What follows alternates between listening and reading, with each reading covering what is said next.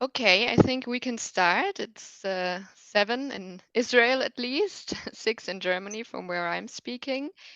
So, hi everyone. Thanks for joining. Um, more and more people are coming. Great that you're listening. So, yes, tonight we want to do something bold, which is to talk about peace. And it's strange to say that because generally most people are for peace. But when it comes to Israel and Palestine, there's somehow this profound lack of vision and a really devastating lack of hope, as if no one had the strength anymore to believe in a better future.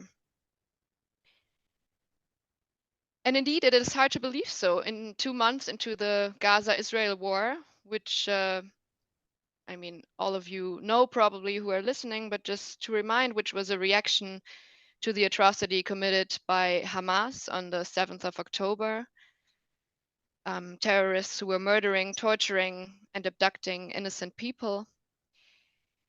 And this war in return has by now killed thousands of innocent civilians in Gaza, forcing them to flee the bombs time and again, leaving them without water, food, and electricity. And it seems that this suffering is so big that most people fail in feeling empathy, having empathy with more than one side.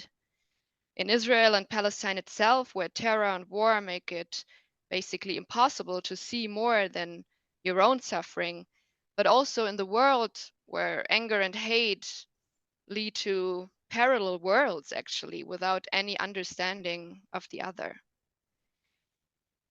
But this is not the case for my guests tonight, who have dedicated their lives to a mutual vision of peace and who carry on now, despite personal losses and despite setbacks. Two very special speakers, very inspiring personalities. Both are peace advocates and award winning social entrepreneurs who believe in tourism and social civil commitment in order to build bridges and overcome this vicious cycle of hate and violence. So I'm very happy to talk to Maoz and Aziz. Hi to both of you. Hi, Livia. Hello. Hi, Livia. So I hope all of you can hear us well. If anything is up, anything you want to inform us of, you can also DM me. I will look into my direct messages during our talk. And yeah, we will start by learning more about the two of you, who you are, and what made you choose this path. And yeah, before we get more into the current situation as well and possible ways out, I will introduce myself as well for the audience. My name is Livia Gerster. I'm speaking to you from Frankfurt, Germany, where my newspaper is based, Frankfurter Allgemeine. I'm a journalist in the politics section, and I met Maoz a couple of weeks ago in Israel, from where I was reporting. And I'm very happy to continue this conversation tonight with Aziz as well, who is joining us from South Carolina, actually, from where he is going back and forth between Israel and the States. And Maoz is joining us from Israel, from Benjamina. So we will aim for an hour approximately, maximum 75 minutes for this talk. And in the last 15 minutes or so, there's also room for your questions. So you can just raise your hand and we will yeah, make you like a speaker. So you can pose your question, or you can also DM me and I will try to introduce the question into our conversation. So, Maus, at first, I would like to start with you, and I would really like to go into both of your biographies, actually, and take the time to understand how you became who you are. You were born in 1975 in Nir Am, a community in the western Negev desert, so right next to Gaza.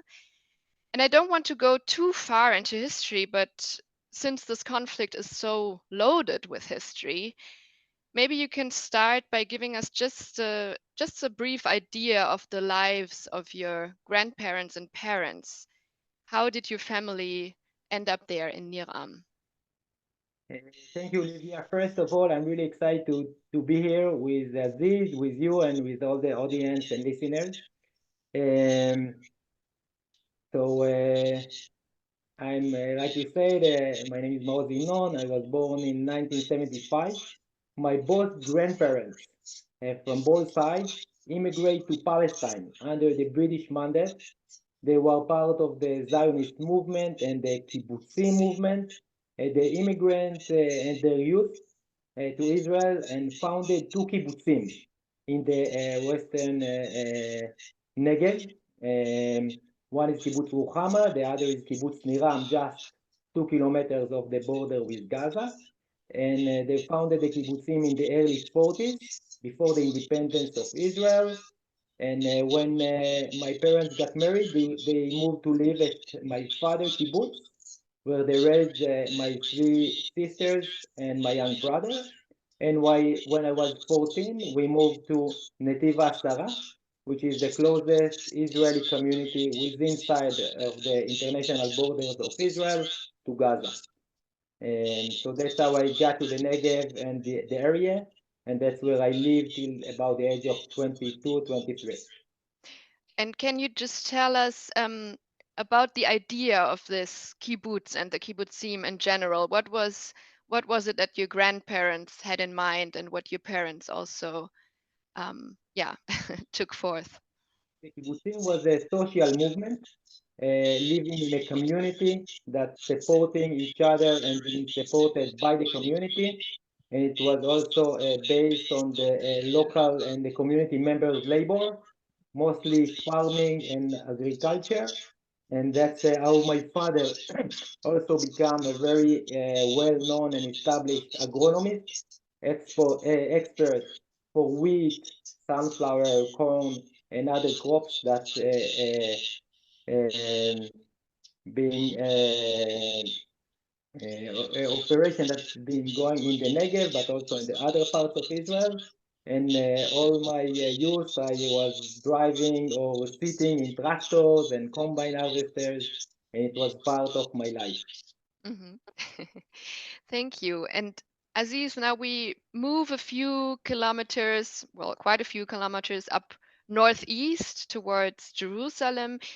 You were born in 1980 in El Ezariya, close to East Jerusalem.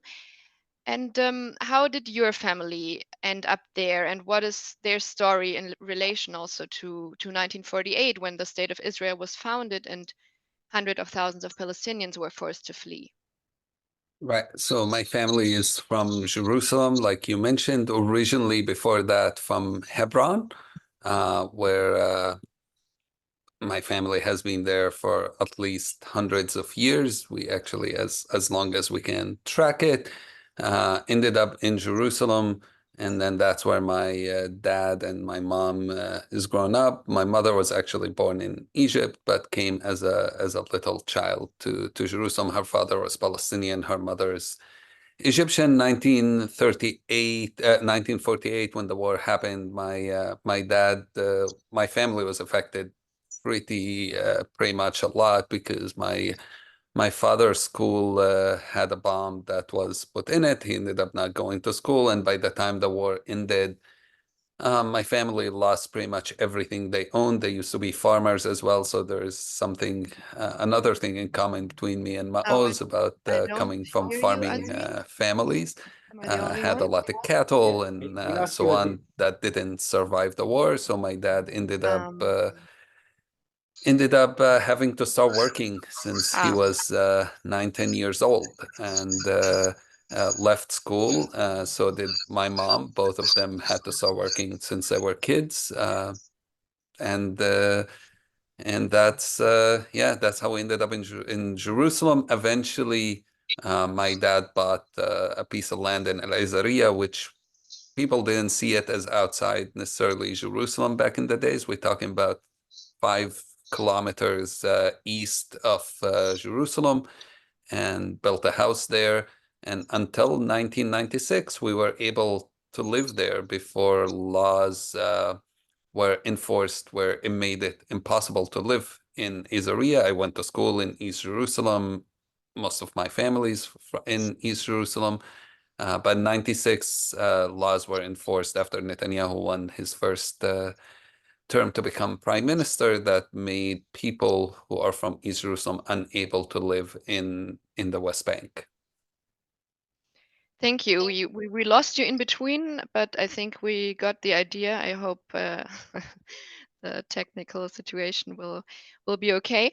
Maoz, you told us already a little bit about your childhood, being like a farmer's boy, basically.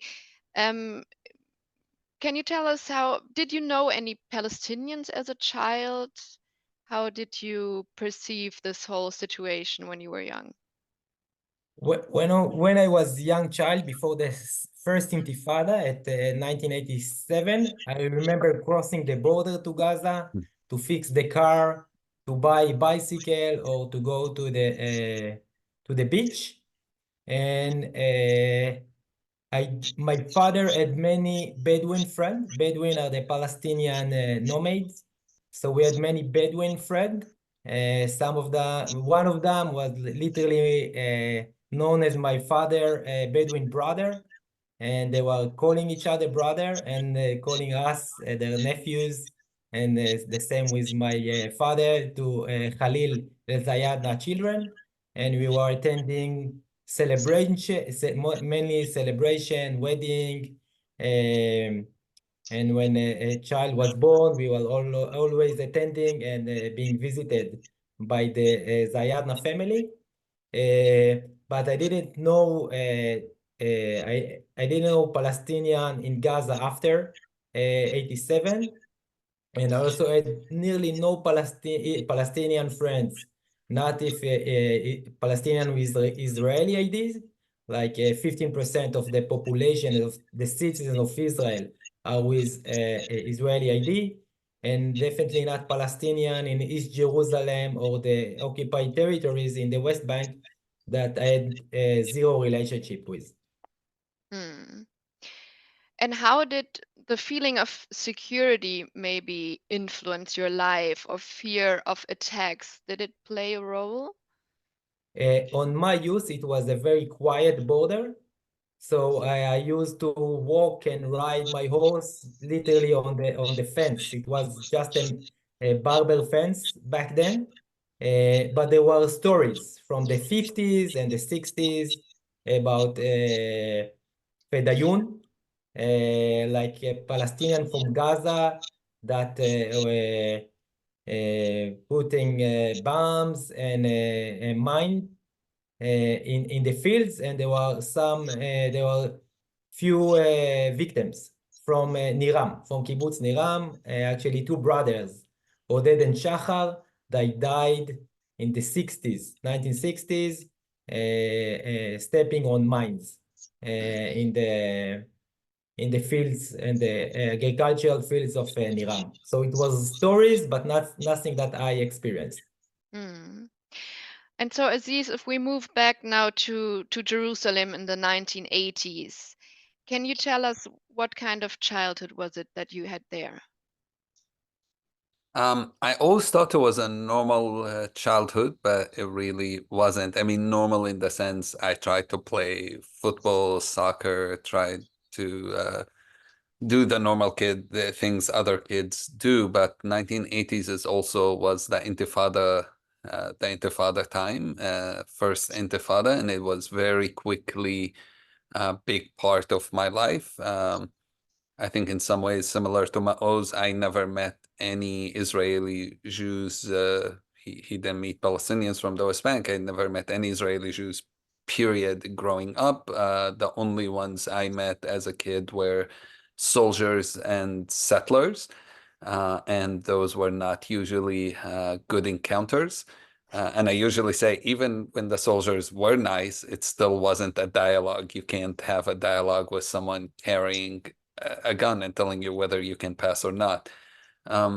I, at 7 or 8 years old, when the first Intifada started, I remember watching news and seeing throwing rocks and all of that, and having nothing. We literally, I grew up in a place that had nothing, not a one playground, not a one community center, very poor lower middle class neighborhood. I thought throwing rocks seemed like a fun idea. So my first time throwing rocks, I just went to the closest road and I threw rocks at the cars passing by, not realizing I was throwing rocks at well, I did realize I was throwing rocks at my neighbors, not realizing that was really stupid, because your neighbors know where you live and they'll show up and you'll get spanked for for doing that. But eventually I figured out you throw rocks at people who don't know where you live, which in this case were the settlers. And the road was only about 150 meters away from my house. And so I did that. And, we never hit anything until we were 7, 8 years old. And when we eventually did, one of my first traumatizing experiences is a guy coming out of a bus and shooting at us. And it is extremely terrifying. But again, when you're a little kid, you really don't, you think you're invincible. You think nothing will happen to you. And there's a lot of adrenaline that kicks in, and you're a kid, you think it's a game. This changed completely when I was 9 years old. My brother was arrested. My older brother was arrested from home, and he was accused of throwing rocks at Israeli cars, Israeli soldiers. He refused to confess to the charges. He was beaten up in Israeli jail, and it resulted in him having internal injuries. By the time he was released from prison, he was pretty much dying. He was 18 when he was arrested. He was released when he was 19. And after a few days of a surgery, a few days after surgery, he ended up dying as a result of the injuries he got. And I was 10 years old. So I grew up very angry, and I grew up very bitter, and maybe even in some ways connecting it to what's happening today. I can imagine so many of the faces I see on television, on social media, of growing up the same way I grew up. When somebody kills your relative, your brother, it's not easy to get over it and to think peace is the way. I was furious, especially when you're 10 years old. When you're 10 years old, you don't think rationally. You don't think, let me figure out how to do this. You don't think I should take time and really try to understand, to make sure I'm not doing anything stupid. It's the exact opposite. So yeah, my childhood was very angry, very bitter, very much detached. Everything changed in 1 minute. I used to be the best students in my class. School didn't matter really much anymore because that became less of my focus. Yeah, and as you said, you were just a child, and what did you, I mean, how did you make any reasoning about what happened, and what did your parents also tell you? My family pretty much shut down, in the sense they didn't know really how do you deal with such a thing. They didn't want to be involved in anything political. They thought we should. I think my parents wanted to just protect us and make sure none of us end up in the same place Stacy or my older brother fate. And so when they found out when I was 16 that I was very involved politically, and I was in the Fatah youth movement, and I was organizing, and I was, throwing rocks, and I was doing all these things, they were furious. They were very angry. They didn't want me to do any of that because in their mind that will lead to me in the where my brother is. And so that's on my parents' part. On my part, my reasoning was, like I said, the only Israelis I knew were soldiers and settlers. And to me, there was no ambiguity at this point. It was every Israeli is responsible because, again, every Israeli I knew is a soldier. So that that has shaped my understanding. It felt like I had no choice. If you don't work for revenge, then you are a terrible brother. And again, this is pretty much what we hear today. It's like we have no choice. The only choice is vengeance. So I understand when people talk about that, because that's exactly how I felt growing up. Mm. And Maoz, how was this time for you, growing older, being a youth, finishing school? Was it already a time when you thought politically, or was this still very far from you? And then also, most Jewish Israelis, they joined the army after school. So what was this perspective doing to you? Yeah. I was growing up in a very non-political house. We didn't go to any demonstration, not end the occupation, or not Peace Now movement that's starting the first Lebanon war or other peace organization. So when I was 18, like 100% of my fellow high school friends, I joined the IDF for 3 years of military service. I suffered there. I was I was depressed mentally, and I have no good memories. But there also, I was very lucky. I never crossed the green line and to the occupied territories. So again, I saw no Palestinians, not also as a soldier, and that's also where I met Shlomit, my partner in life. We're just celebrating over 28 years of relationship, which is what I'm proud the most in my life. And after finishing the 3 years, very depressing military service, I went backpacking again, like many young Jewish Israelis. I went backpacking. It was the year of 1998 for a year in New Zealand, Australia, and Nepal. And for the first time, I was open to the world. I could see people from different background, religion, nationalities, races hanging out together, uh, being friends, making friends, and how normal life can be, not just very militarian, and all about security and nationality. And coming back to Israel, Shlomit studied electronic engineering at Tel Aviv University. I was working in the private sector at sales, marketing, and customer service. And at the year of 2004, before celebrating our 30th birthday, we say that we want to go travel again before taking a mortgage and starting a family. And we bought a round the world ticket, but this time we start traveling in Israel. And we have decided in spring of 2004 to hike the Israel National Trail.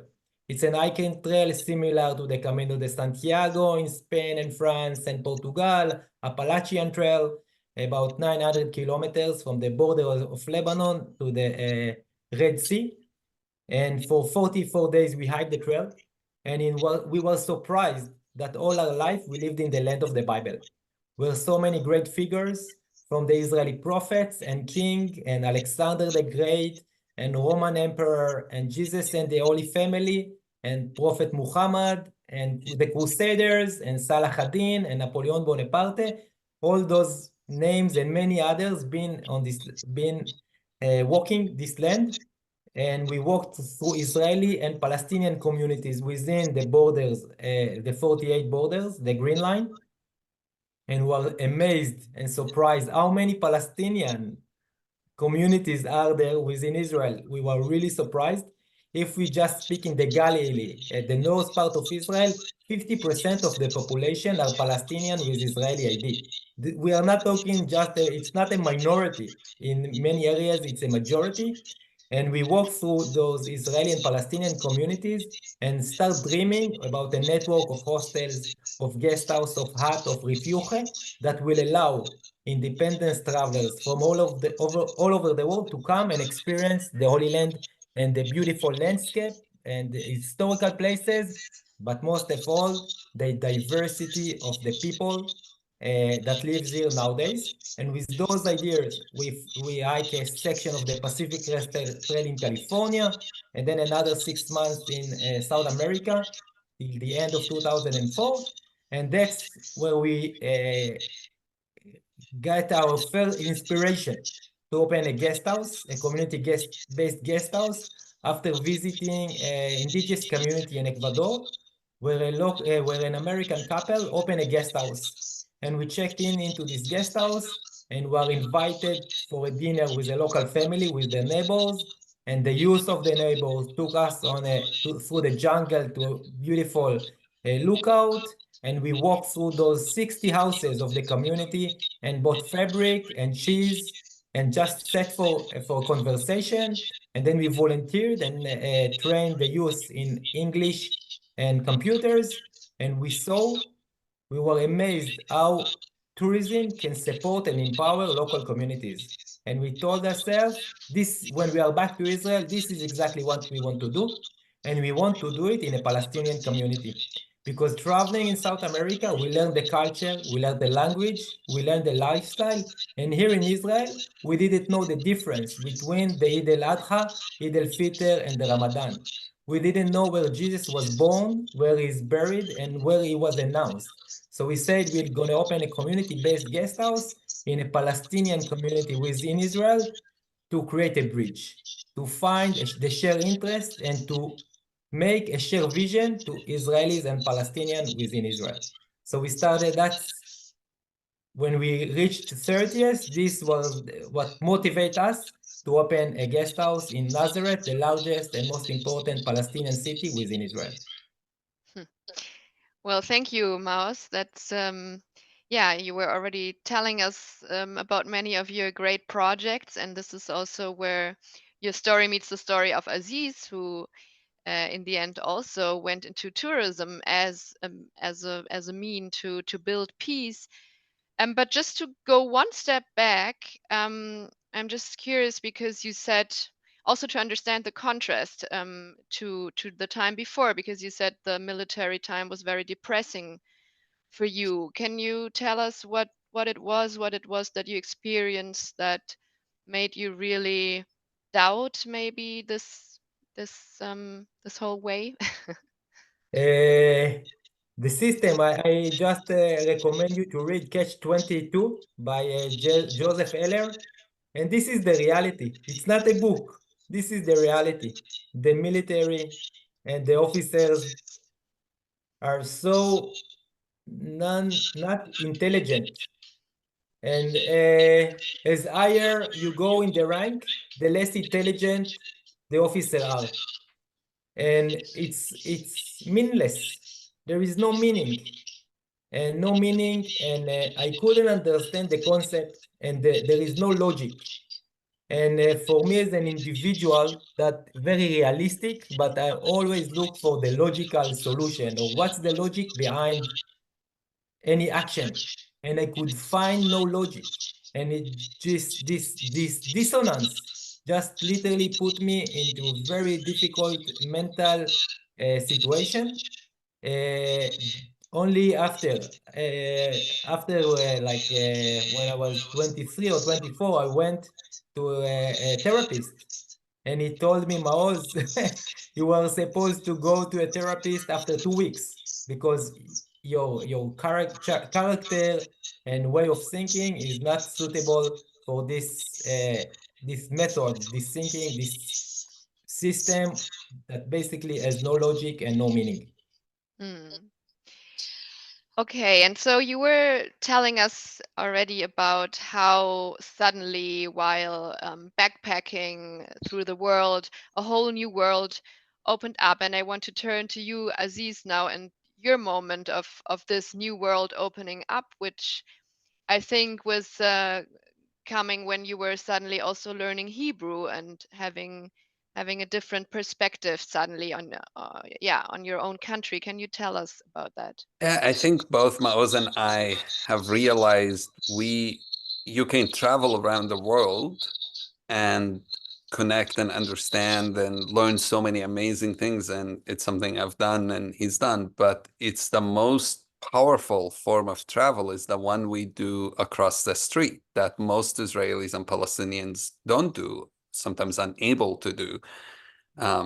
It's the one that has impacted him and impacted me as well. So for mine, it was traveling literally 20 minutes walking distance from my house in East Jerusalem. This is when I was 18, already lived right outside the old city in Wadi Joz, and walk into West Jerusalem to study Hebrew, not because I wanted to, because I had to. Living in Jerusalem, I realized if you don't study Hebrew, it's a major problem.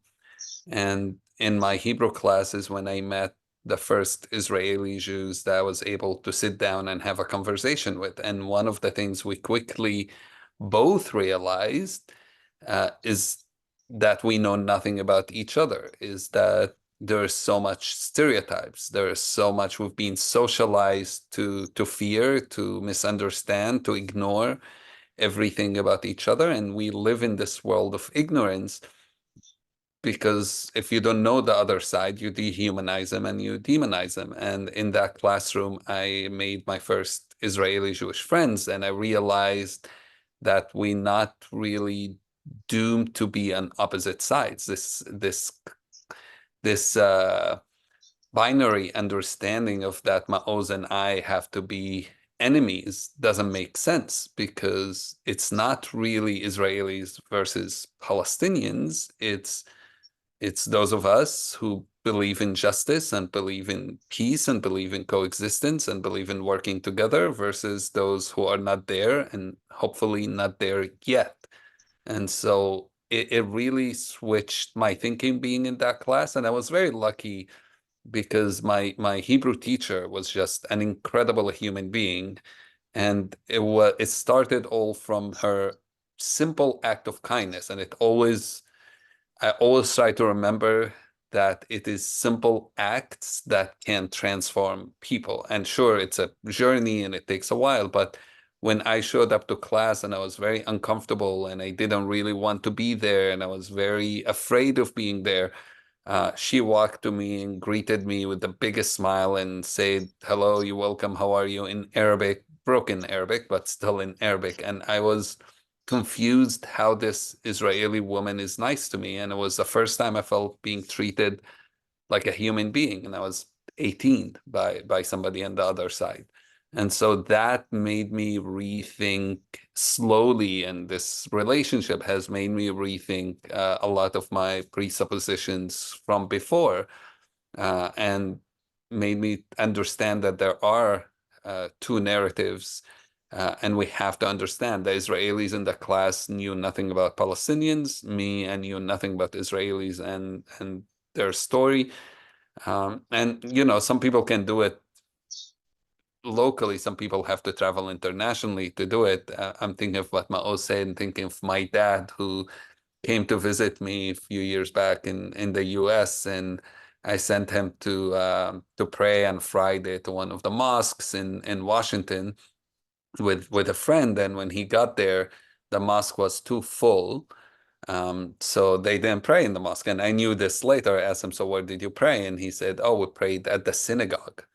And I'm like, "You prayed at the synagogue?" And he said, "Yeah, this is really confusing, but Muslims and Jews here seem to rent each other, building to each other. They don't hate each other like in Jerusalem." And I asked my dad if he's ever been to a synagogue before, and he said no. Now think of this, my dad is in his 80s, has never been to a synagogue, and he's from Jerusalem, where I think there are a few synagogues in Jerusalem. But he had to travel to the United States to be able to see a synagogue from the inside for the first time on a Friday prayer. And he was very, very moved by it. He was calling everyone in the family, telling them, like, "Guess where I prayed today?" And they're like, "It's Friday. You prayed in a mosque." And he's like, "No, I prayed in a synagogue." And they're like, "Did you convert to Judaism in your 80s?" But that's the power of travel. So just like Maoz did his journey through travel, I did as well. And I met a Jewish friend in 2009, Scott Cooper. We quickly realized our destiny is going to be kind of together for a long time, almost from the first meeting. We're like, we're going to work together. And so we started Mejdi tours, and we started these tours where we have two tour guides on the tour, one Israeli and one Palestinian in Israel and Palestine, eventually in other countries with other different narratives.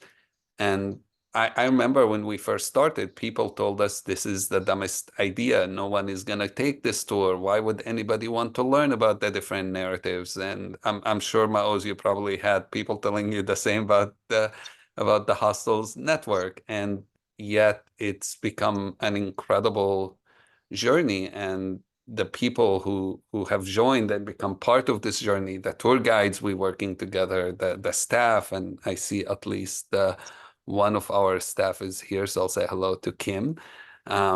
It's just been really more like a family working together. We don't always agree. We don't always see things exactly the same, but it become normal for us to have those conversations about the narratives, and it's helped us to see our blind spots because we all have them. And tourism is just an incredible way to overcome that. Not tourism in the classic term or the old term, I think, where you just travel and take photos and see sights, but tourism as an exploration where we know who the people who live first and foremost next to us, understand the narratives, understand where they come from, have connections, build relationships locally and as we travel internationally.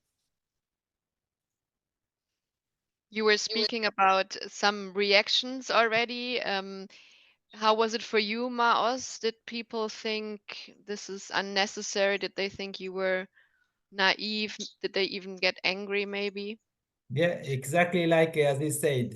They with each of my initiatives, everyone, nearly everyone, beside my wife and close family, saw that I took too many mushrooms in South America when I opened the guest house in Nazareth, and then that I'm stupid and that Israeli tourism is just for high-end tourism. When we developed the Jesus Trail, hiking trail from Nazareth to Capernaum, crossing Jewish, Christian, and Muslim community, a project I developed together with my American partner, David Landis.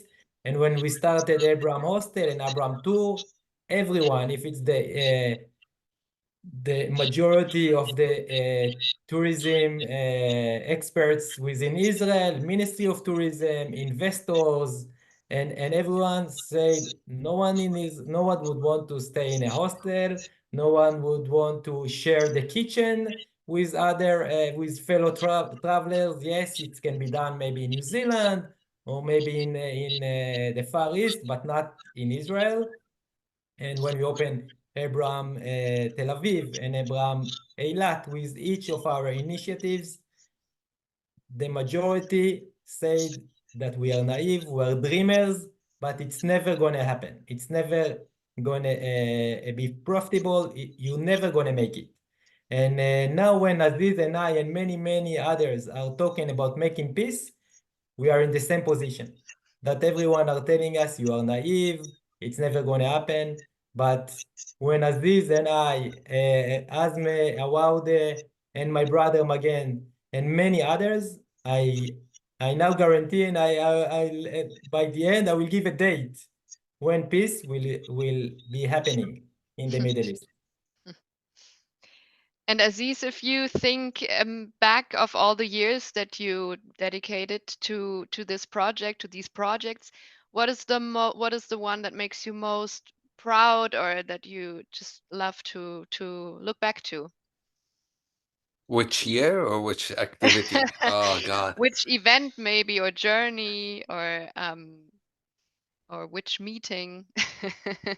It's Or so Maoz, hard to yeah. choose one because I think there are just so many incredible moments. And even in this horrific time, I think there are, even from now, incredible moments of where you see humanity, where you see people able to overcome tribal associations and be themselves and be truthful for what they believe. And I think I've seen that recently quite a lot among friends and people I know. Not everyone. I think some people have lost it, but there are just so many incredible moments. I'll tell one that I think is really shows two things. One, how important it is to have open conversations and how important it is for us to believe that change is possible. And I'll use my dad again, just because my dad and I argue all the time, and so he gives me a lot of content to share. When I started doing peace work, I ended up becoming the chairman of an organization called Bereaved Families Forum, the Parent Circle, for a few years. And in the parent circle, I was running this conference and I invited my dad to come. Huge mistake, by the way. You should never invite your parents to events you're organizing. And my dad wasn't into, like, has not attended any peace meetings at this point, has not really spent any time talking to Israelis. And he showed up, there was a speech, and then at the end of the speech, he raised his hand and had a question. And I hoped nobody would call on him because I knew it's going to be a horrible question. But I already had introduced him as my dad, and so people felt like they should call on him because I was the chairman of the organization. And when they did, his question was extremely offensive to pretty much everyone in the room. And his question was about the Holocaust. But it wasn't like, hey, can you explain it? His question was, so this Holocaust thing, did it really happen? And you can imagine a room full of peace activists. Everyone's like, did he just ask that question? I'm thinking, this is my job. I'm gonna get fired for bringing my dad to this peace meeting. And then for silence for a while, and I think a lot of people didn't know how to answer him without starting potentially like a big issue. And then one of the members, Rami al-Hanan, whose father was in Auschwitz, his daughter was killed by a Palestinian suicide bomber, stood up and said, I don't think we should have any questions that are taboo. You should ask anything you want. And I don't want you to believe in anything unless you learned about it and studied it and understand it. And you didn't. So it's not fair to expect you to do. So what I offer you is that my dad, who's a Holocaust survivor, will take you to Yad Vashem, to the Holocaust Memorial, and walk you through it and explain to you his story. And so my dad agreed, but then 70 other Palestinians in that room who all had lost family members, sons, daughters, brothers, fathers, mothers, who's been killed, stood up and said, we also had the same question, but we didn't want to offend our Israeli counterpart, so we never asked it. And these are people who've been peace activists for years, but never felt they could ask such an important question. So we're having dialogue, but were we really having dialogue? And they said, we would love to go as well to the Holocaust Museum. And so we ended up organizing this journey with 3 Holocaust survivors, I think, and these 70 Palestinians. And it wasn't an easy trip. It wasn't all, oh, we got it, that's it. There were a lot of hard questions. There were moments that were painful for everyone. But it was such an impactful and powerful journey. And soon after, the Israelis and the organizations came and said, we would like to do something similar, not to compete, not to compare, but can we learn your narrative? We want to do a similar journey with somebody from the Palestinian side and talk about what you went through. Let's pick a point of history that's important. So we picked 1948 and did the same thing, visited a Palestinian village, visited a refugee camp with someone who's lived through it. And this project has been going on where the parent circle is still doing similar journeys for its members and others for 18 years, and started with someone asking a politically incorrect question, but being honest about, if we're going to have dialogue, let's ask sometimes those hard questions so we can learn, not so we can fight and argue and say, no, this is not true, this is not right, but being willing to really have true dialogue and push ourselves and push each other. So that moment, I think, was very scary and powerful at the same time. Wow, thank you for this interesting story. Would you say that this lack of knowledge is really a huge problem about the Holocaust amongst the Palestinians, but also about the Nakba? I mean, I never studied about the Holocaust in school. I think most Palestinians don't, definitely not in the West Bank. I don't think in Gaza. So lack of knowledge is a problem because when you don't know what the person on the other side thinks, it creates a lot of assumptions and creates a lot of stereotypes. Knowing where people come from gives you empathy, gives you the ability to understand, gives you the ability to feel with them. And that changes how we talk to each other. I can understand Israelis' fear much better now, knowing the history of the Holocaust, where I didn't before. I couldn't understand why a country that is one of the most powerful military-wise think Palestinians are a threat, why there's so much fear. And going to the Holocaust Museum helped me understand that. But there's also a lot of fear, and I think this is true vice versa for Israelis who don't know about Nakba, and Maoz can talk more about that.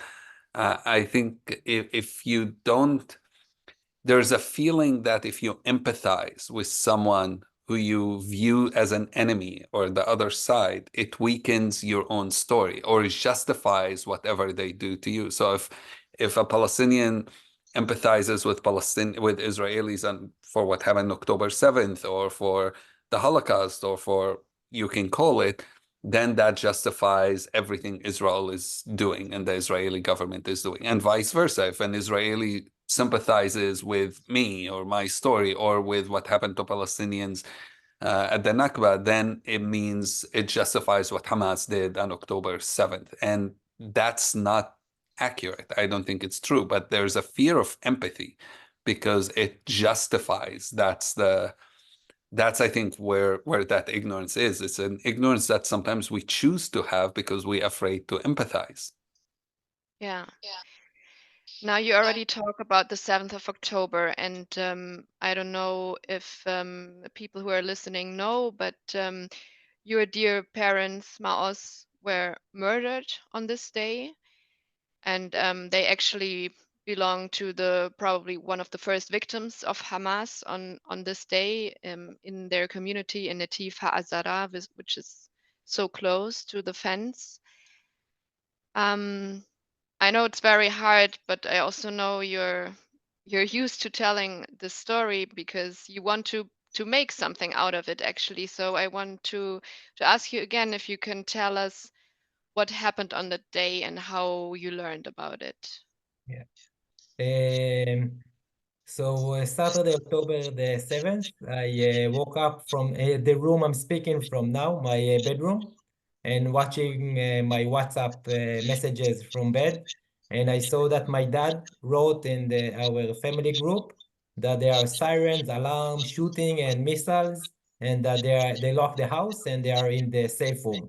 They live, my mom and dad live there on their own. So crazy as it might sound, it's normal. I said, okay, it's one of those days. It's happening every few months, every year or two. So it's another cycle has just started. So I went to make coffee for Shlomit and myself, like I try to do every morning. And while making the coffee, I saw on the Haaretz news that there is a Hamas invasion to Israeli community inside Israel. So I say, okay, that's something that I don't remember anything like this. So I called my dad at 7:30, asking him what's going on. And just like in his message, he said that there are a lot of noise, alarms, sirens, shooting, and that they are in the safe room. And I heard my mom in the background, so I told him send my mom my love and to you, and take care and talk to you soon. And watching the Instagram page Eye on Palestine, I saw a Hamas truck in Sderot and the border being fallen, and Hamas people entering communities that I know of. So I said, wow, I must call that again. So I tried at 7:45. I called him again, but this time there was no answer. I hoped it's electricity failure or the cellular network went down.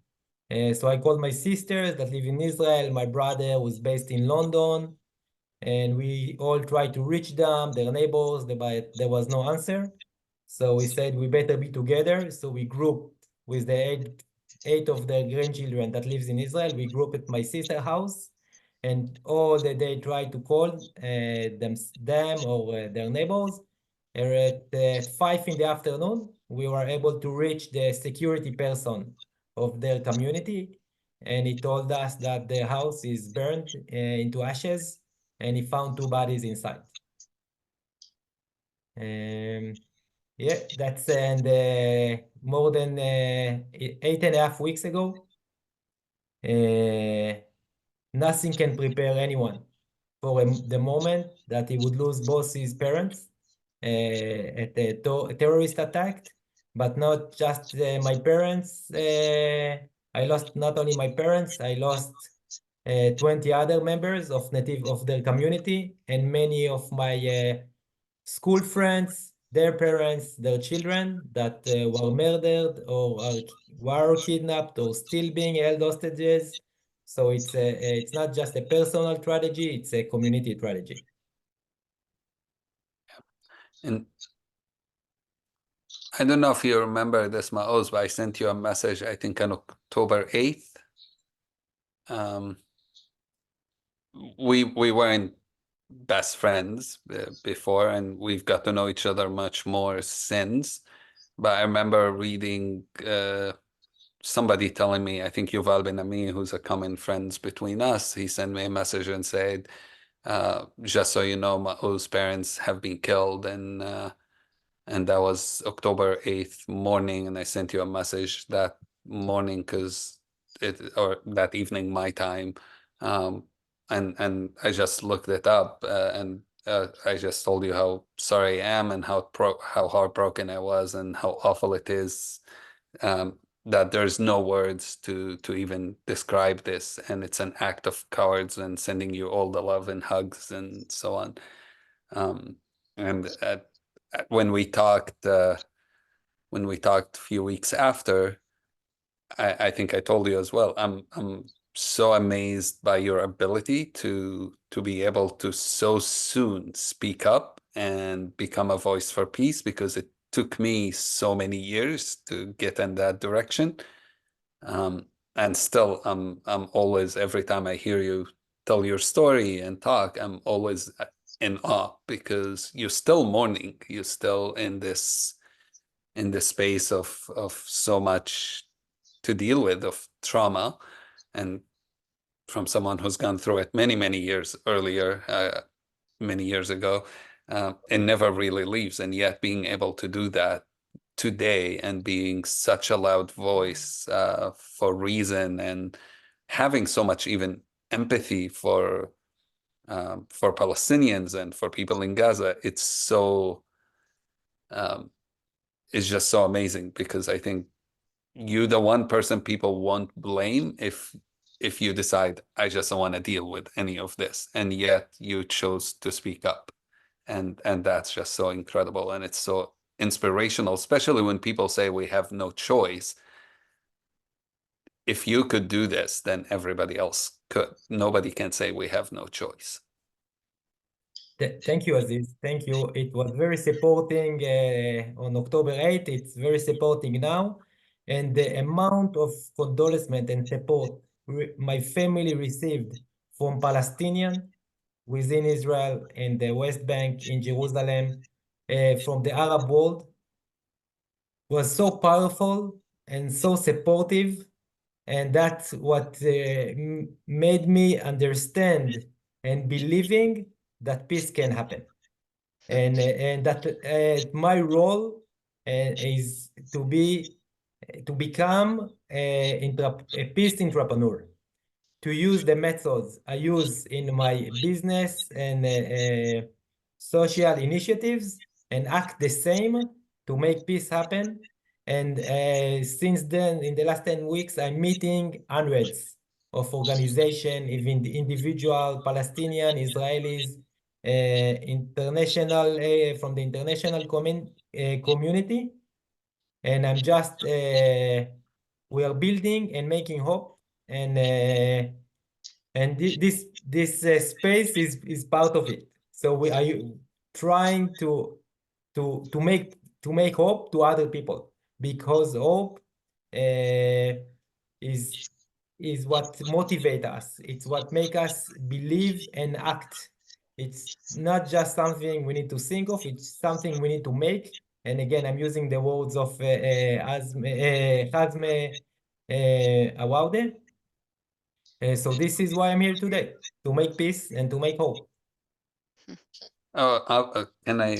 Sorry, Please. Livia, I'm taking your place a little bit. No, it's great just to One listen to you. story you told me, and I've been sharing. You told me I can, so I've been sharing everywhere. When I asked you last time we talked, how you're doing this in this time, you gave me a very amazing illustration about crying for water when we are in the desert. And I wonder if you wanna share that.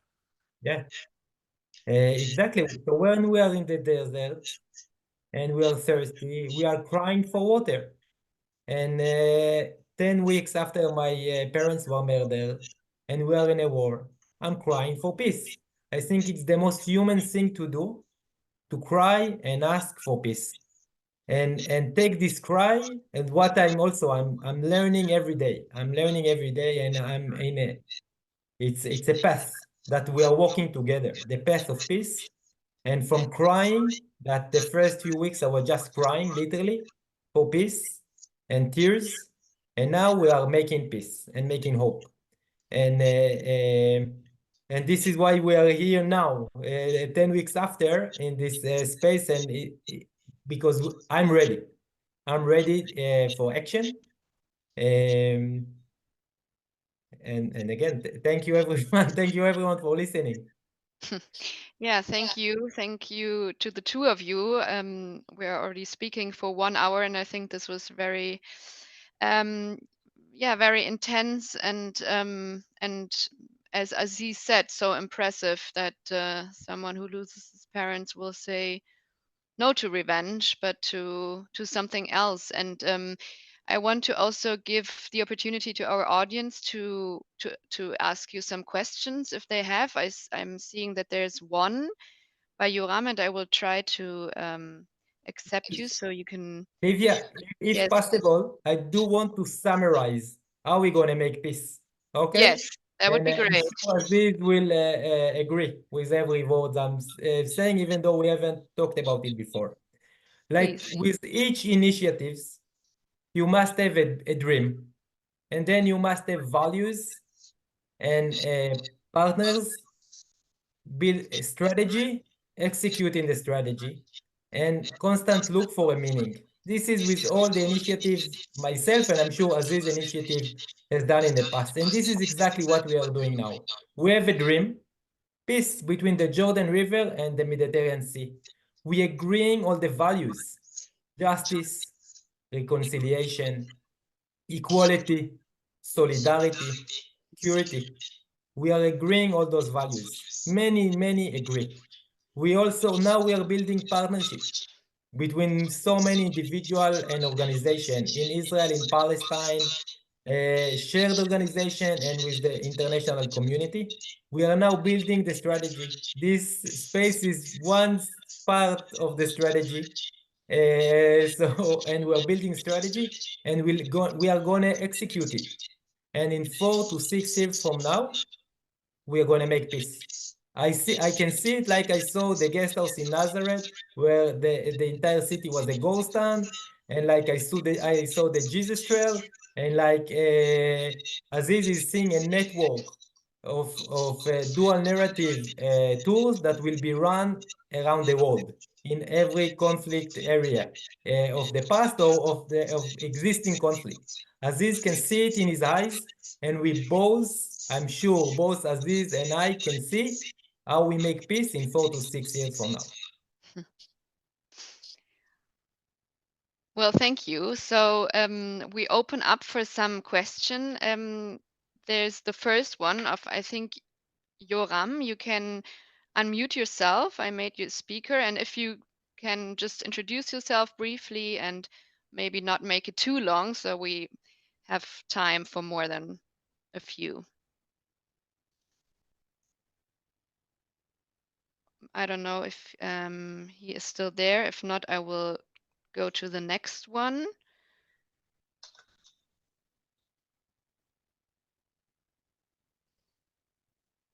So we have 2 open mics now.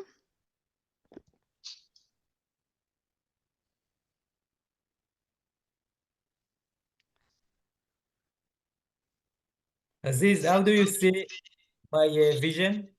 By I agree. The sooner the better. I think it all depends on how many people we convince that we can't be spectators. This only can happen when everyone realizes they are part of it and we all have to be involved. Nothing can keep us in this cycle like indifference, adishut in Hebrew. Indifference, feeling that my voice doesn't matter, feeling like I cannot do anything is something. I used to go a lot to speak in Israeli and Palestinian high schools and talk about this topic. And the one thing that used to depress me the most about meeting young people was hearing them say, but I'm just a 17-year-old, I'm an 18-year-old, what can I do? And thousands of students will tell me this. And I really believe this is why we are where we are, is this idea that leave it to the politicians to do it. Truth is, if we leave it to politicians alone to do it, we'll never get anywhere. If we leave it just to presidents and ambassadors and diplomats, they haven't helped us that much in the last 70 plus years. I don't have, my hope isn't on them. My hope is on individuals realizing we have to be much, much more active. We have to work together. An alliance between us, Israelis and Palestinians, trying to make a difference, as Maoz said, is the only path that will make a difference. Thank you. So we have more Jen? question. Yeah, I think Yep. Jen is there. Hi, thank you for the time. Hi. Hi, so I'm speaking from the States, and particularly from Vermont, where I think many around the globe saw that 3 Palestinian students were shot, sadly, not far from where I am right now. And if any 2 humans could speak about the polarization, I would think it would be, and obviously it is, the 2 of you. Could you comment and share? And the reason for the question is I am slowly tapping into the Muslim and Jewish community. I'm Jewish, also a longtime peace activist and facilitator here to slowly start some conversations around a shared vision like you both do. But if you could speak to sort of the polarization perhaps you've seen in the US that is sad. A lot of it seems misinformed and angry. But what would you say in a room full of folks that feel incredibly polarized, or if you were placed, say, at the campus of Harvard or one of those colleges? Because I don't share that anger. I'm definitely aligned with where you 2 are coming from, and in particular, standing together. So thanks again for your time. Yeah, thank you, Jen. That's moving the perspective to the campuses of Harvard and others. Who wants to answer? Aziz, maybe you will take it? I'm happy to The half take it. American. That's fine. Yeah, so I'm in the US right now as well, Jen, so I understand what you're talking about. I think what I would tell people is, one, try to spread messages like the one we are hearing today. These are messages, unfortunately, not spread, and tons of the ignorance and misinformation is because of where we getting our information. If you're getting it from people like Maoz and me and many others who are similar, that would make much a difference. But I would also say we've seen a couple of examples who are bad and good in when it comes to dialogue. We've seen universities who just try to say, no, we don't know what to do, stop talking, stop doing this. People are hurt, people are angry, people are upset, and they need an avenue to talk about their anger. They need an avenue to talk about their pain, about their hurt. And if you don't create that avenue for them, you're going to see it more and more manifested without being controlled at all. So I would look at Dartmouth as an example of a university who's done much, much better. And one of the reasons they've done much better than Harvard or than Columbia University is because they've had already relationships between professors who are Jewish and professors who are Arab. They set up meetings with students. They were able to have open big forums to answer questions, to talk about that, to facilitate a space like this. And unfortunately, many universities didn't. And that just made more and more polarization because students had no place to meet except out in the streets yelling at each other. And the last thing we want to see is more of the violence happening in Israel and Palestine, happening in the United States, where I can tell you I'm afraid to wear my kufiya, to go out, and kufiya isn't an anti-anybody thing. It's something my grandfather wore, my dad wore. I wear in the winter, I wear it because it's warm, and yet now it's scary. And I know Jewish friends who would not wear Star of David because they're afraid of being identified, and that is just absolutely terrible. We should not bring that into the US. And I would also say that part of the polarization is we allowing so much of people who hate Muslims and Jews to kind of come in and use this time to stoke more fear and more hate against each other. And we falling for it, Palestinians and Arabs and Jews, Arab Americans, Jewish Americans, of thinking, oh, I'm getting support from this group. I don't care who they are as long as they support me, even though they are, openly anti-Semitic or openly Islamophobic and sharing. Like I know peace activists now, or people who maybe thought they were peace activists who falling for it and sharing stuff from Islamophobes and anti-Semitic people. And we have to be so much more careful. So that would be my advice: is create space for these conversations to happen that is facilitated. Be careful what we sharing, what we're not sharing. Be careful which alliances we are building. Just because somebody is saying something nice about our side doesn't mean they're really our allies. Thank you, Aziz. We have more questions, 3 or 4 more. So I think we should keep it short and then maybe close it after that, but maybe we can prolong our talk a little bit. So Andrea, I don't know if you can hear me. You could unmute yourself and yes. Oh, can you hear me? Yes. Yeah. Okay. First I want to say, Aziz, what you said just now was completely on point. I love what you just said. Second, I want to say I've actually been on the Abraham Tours dual narrative tours, and I want to say it made me a better person. It made me really understand the Israeli.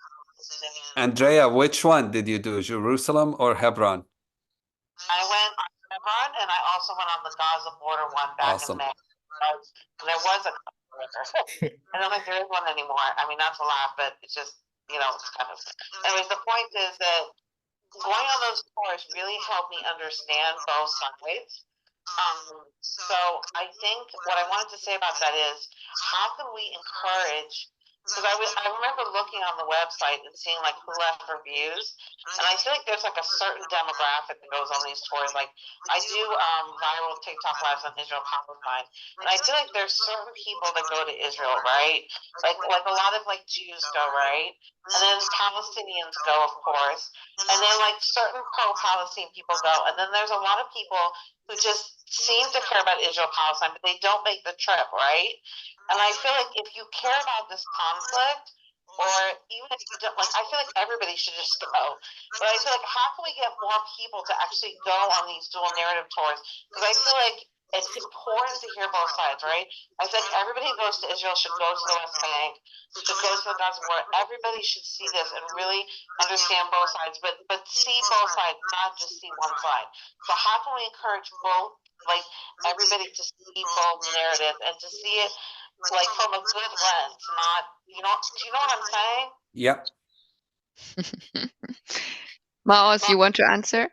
Yeah, I'll try to first thank Andrea for your feedback. So again, I after the inshallah the war will be ended soon and tourism will be back. But till it's happening and also after, I'm sure Aziz and I or others, members from the family circles or other peace activists, Palestinian and Israelis, will be willing to speak on a media like this one here, but on private Zoom. Come to meet your communities in your place. If it's universities, if it's churches, if it's mosques or synagogue, will be happy to come and meet you in person. Both will Palestinian and Israeli peace entrepreneurs, peace activists will come to you if it is too difficult for you to come to us. So, and we need your support. And if I can take another one, Sami, I think, was asking what are the blocks, what block peace from happening. So I'll give two examples. The US is sending military aid to Israel at the amount of $3.8 billion every year. And they're investing a fraction of it, maybe 50 million, in peace initiatives. So if it will be the other way around, if even just half of this aid will go to peace initiatives, to peace building, for initiatives like standing together, like combatant for peace, like the family circle, peace will happen faster. And it's the same with the EU that invested billions of euro in North Ireland peace initiatives, and they are investing zero in Palestine and Israel conflict. So we must have international intervention to support us, to support the peace initiatives, bottom up, top down. We need you. We need your support. Yeah, I agree. I'll just add something very quickly on the first question. I think there are millions of people who come to Israel and Palestine every year, pilgrims, Christians, Jews, Muslims, not all of them necessarily interested in the dual narrative. And our challenge is to explain to people, is to convince people that regardless where you're coming from, you should at least give a day or two to understand the dual narrative. Actually, Abraham Hostel and us partner, the reason I asked you, and the dual narrative trip in Jerusalem that we do a day, and then people can do it a day, 2 days, we do 1 week, 10 days, doesn't matter. But I think we need to just spread the word. I think most people don't know that such trips exist. It's only a handful of organizations that do it. And unless people know about it, they wouldn't even think that, oh, if I'm doing a pilgrimage tour to the Holy Land to learn about Jesus, that there is something I can do to learn about Israelis and Palestinians that is positive. People just don't do that. Most companies don't promote this kind of activities. So if you spread that information, others spread that information, it would make a huge difference. It's up to us to let them know. And hopefully more and more people would be willing to do the same experiences that you undertaken. Thank you. Thank you also for your questions. And now we have Samurai.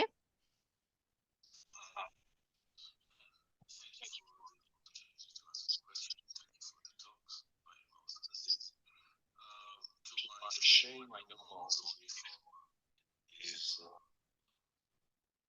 demonstration, is action, both are which of course are activities every way. It is such of course those outside of the sphere of these entrepreneurs, tourists, and so on. Sorry, Yeah, now we didn't hear you, but I think now you're there again. So you're calling from Israel, right? yes, I'm from Israel. Yes. Receive, of course, a phone call at the most unfortunate time.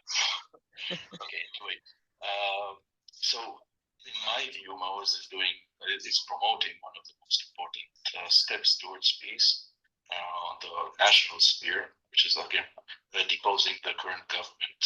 And my question to Aziz, do you see such a necessary step or an immediate step in order, and from the other side, in order to somehow promote the ambitious timeline that Maoz just announced a few minutes ago? So yeah, absolutely. I do see a lot of, first, most Palestinians are very unhappy with our government, just like most Israelis are unhappy with the Netanyahu government.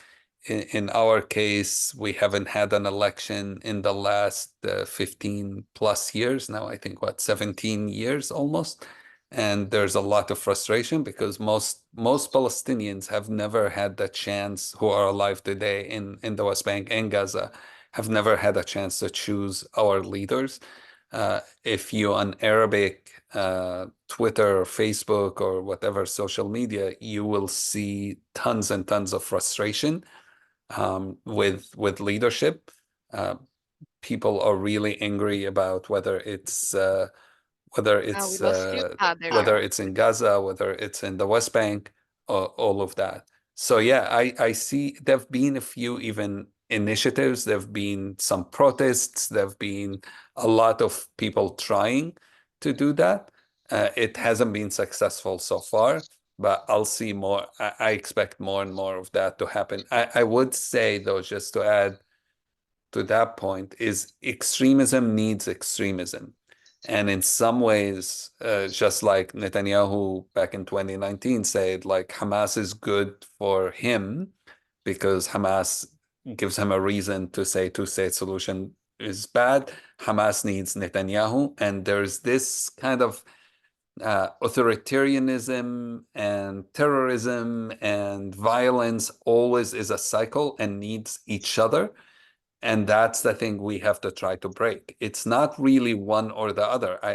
There have been even examples where people were trying to get rid of the Palestinian government in the West Bank, even, and it was Israeli checkpoints that were stopping people from going to Ramallah to protest, which is absurd. When Nizar Banat was murdered by the Palestinian police forces, it was Israeli checkpoints that stopped us from going from Ramallah, from Hebron, and from Bethlehem, and from Nablus to Ramallah, because there is a bit of like, yeah, we hate you, but we need you, and that's what we have to fight against. Thank you so much. So one last question that reached us through the chat. I will read it to you from Amira Al-Tahawi, and I think it's interesting as we're speaking on Twitter or X right now, and she's asking, what social platforms do you intend to use more in order to approach younger generations on both sides? Again, it's a very good question. This connecting to Aziz, stating our challenge in convincing more and more people that peace is achievable and that can be reached. So also doing that for the first time, it's also something that we tried, and we are using more and more, and through cooperation on Instagram. And I'm sure TikTok is going to be our next move as a network and create much more awareness and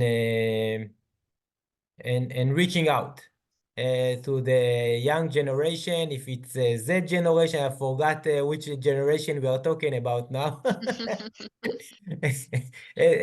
But of course, we are aiming and speaking to all platforms, TV, newspapers, social media, and of course, we are not strong enough on TikTok, but we're gonna get there soon.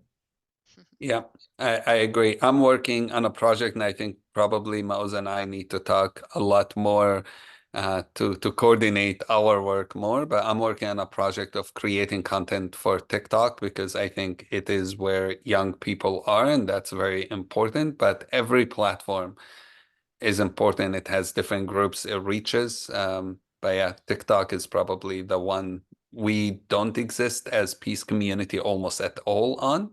And we need to, you can't wait for people to come to you. We have to go to people where they are. And that needs a lot more work.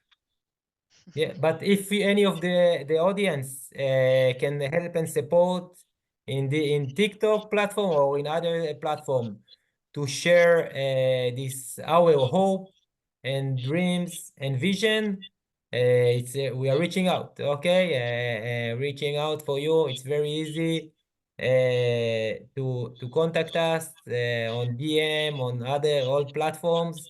And though everyone here are very, very busy, we are hardworking people and we are here to make it happen.